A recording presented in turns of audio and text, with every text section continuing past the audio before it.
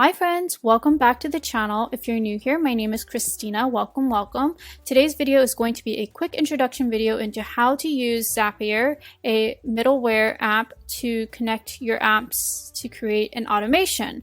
So on the screen right now, you'll see a quick little graphic with a trigger on the left and an action on the right. And actually, I'm going to change this to events. So something happens, a predetermined thing happens with an app that triggers the action to happen. So let's say you have a Google form and you receive an entry. You can have the Zapier create a Gmail draft based on the information that you got from the Google form.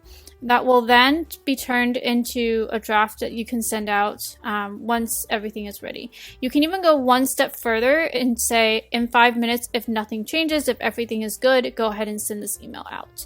And workflows can get very complicated, but this is the most basic form that you'll need to know when you first start out.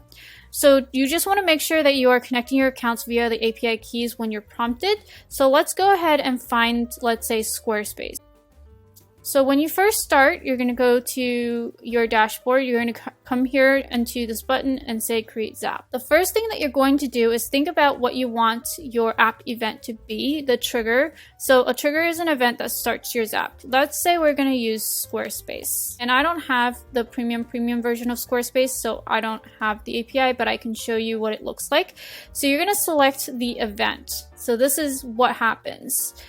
What is going to actually trigger this entire action here.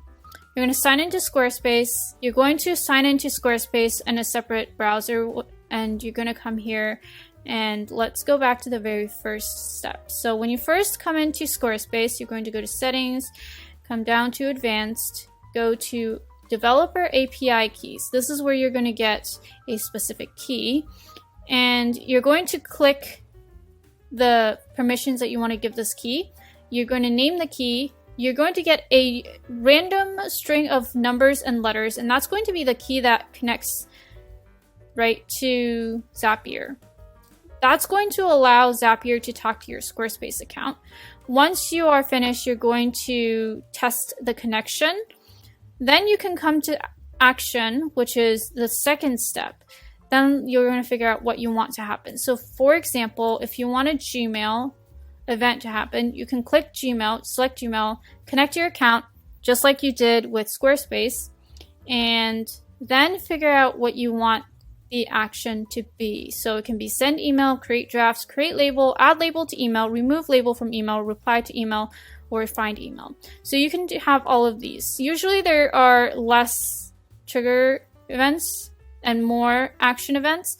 You just have to figure out, again, kind of what you're looking for and then see if there's a way to work around it. Then once you're ready, you can, once you have chosen your event, let's say I want to create a draft, continue. You'll create your account or connect your account.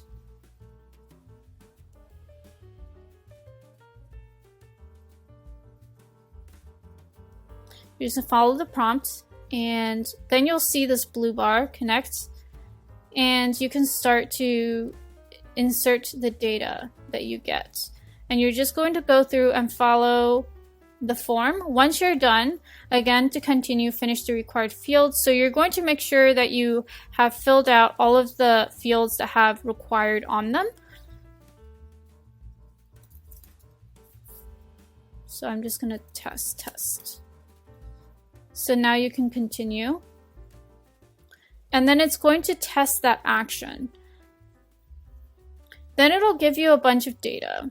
And you can test and review or test and continue. And once you've tested and continued, you can go ahead and name your app and turn on the app. Right now it's disabled because this first step is not done yet. And that's denoted by the exclamation point here, saying that you probably need to go back and connect an app here properly.